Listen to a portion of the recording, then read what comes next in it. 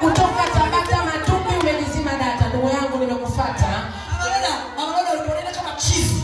Mama Roda nilikufuata kwa mapenzi mara 3. Na aliniambia sikutunze. Mama Roda nimekufuata mara 3 kwako na kudai mzigo wa 400,000. Ulitakiwa leo urudi na 800,000.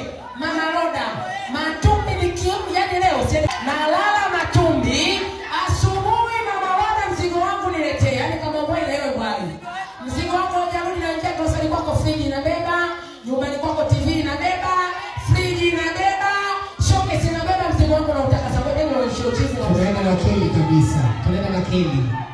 Wa pili, kama watu wa Dampo Mandela mpo fikisheni taarifa. Zulfa Msalamu. Mwaka mmoja nimekuja kwenye shughuli zako mara 2. Nimekupa mtuzo wa 3.5.